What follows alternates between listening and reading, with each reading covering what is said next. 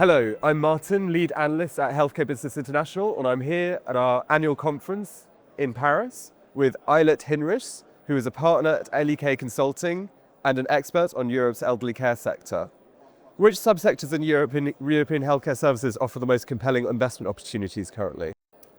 That's a very interesting question, and let me sort of actually focus on areas where I'm mainly focusing. Obviously, people are investing in software, people are investing in tech, people are also investing in healthcare services. So there is no one answer to that question. If I focus on the healthcare services providers, there are probably 3 or 4 areas I find really interesting and I see people spending time on. Firstly, on occupational health. That is an area where we have an aging workforce. We have a growing absenteeism in almost all countries in Europe. We have a war for talent, and we have clearly in the post-COVID area an increasing recognition of the employers that they need to do more for their employees in order to increase retention, to increase productivity, to increase happiness, but also be attractive as an employer. So that's really an area where we will see more demand, more interest from investors. We may also see that the governments are asking more of employers to contribute to the healthcare cost. Because if you think about primary care, that is something where the workforce is clearly having demands and where the employer actually could protect more than they do at the moment. And we have seen it in one country.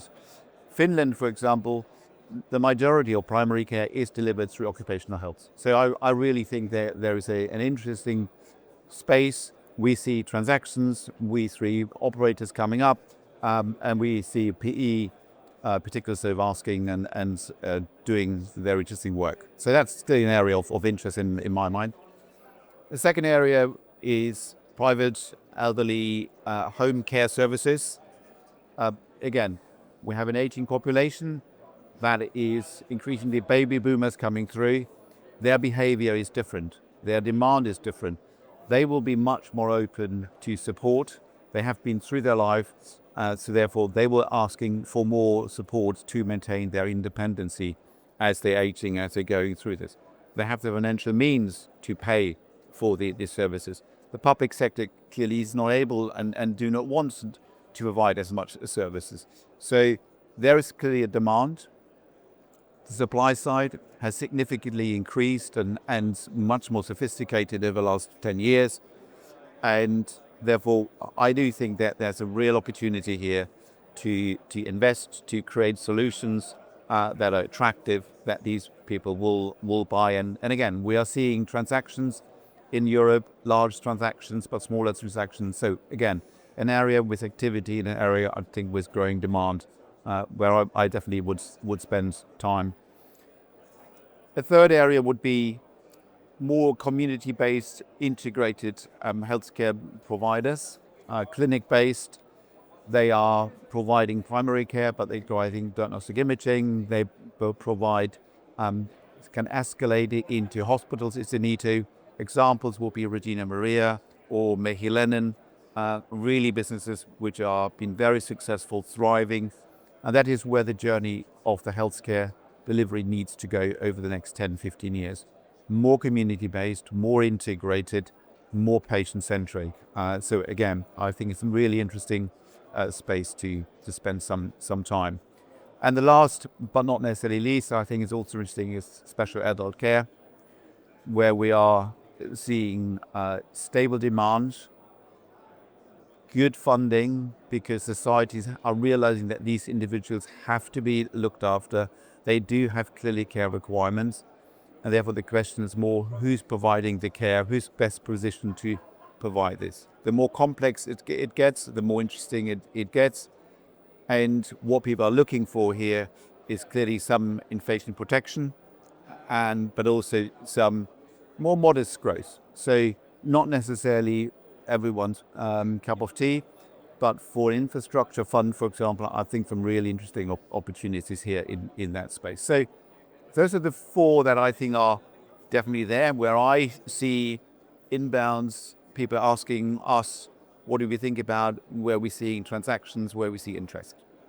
Thank you. So picking up on that last one, how are current market dynamics impacting the attractiveness and interest in Europe's elderly and social care sector? Yeah, it's a good question. I think it's almost something that changes almost definitely on a monthly, if not on a weekly basis. So what's really driving some of it is the geopolitical situation that we are in today. And what I see is almost a two camps. One camp is looking at this and say, I look for something that is sheltered from these dynamics. I don't think you can be immune of these things, but sheltered at least. So therefore, what's locally needed, locally delivered, and locally procured, that's healthcare, particularly social care. So that's why people are coming back and more interested in. I've definitely seen way more interest over the last 18 months in healthcare and social care in particular, because for these reasons. Challenges, but also at the same time, is valuations and expectations, is that there's still a mismatch between buyers and sellers, and sellers have certainly been, and the LPs have certainly been watching and seeing less transactions. Valuations have come down, so therefore they're nervous of saying, well, is this the right sector to invest into? So I think we're in a situation whereby there's nervousness in the market, but geopolitical things really drive things, more interest, and good businesses are having access and can be financed and having really interesting dynamics. So I would think we will see more of it, and therefore I'm quite positive about the sector. Okay, what about dementia-focused care specifically? Where do you see the opportunities? Yeah, dementia, I think it's a good question. I think that we will see more and more opportunities in dementia. Governments are realizing what challenge they have at hand increasingly, and they're also increasingly realizing that care homes will play a very vital part in the provision of care, especially when we talk about the more complex end, which are from a cost effectiveness really should be in a care home setting. So therefore, what does that mean from a provider perspective? Providers sort of very often think about it and say, well, I have to do everything or nothing. And I think that's exactly the wrong approach. Dementia care really starts with a philosophy. It starts with a culture.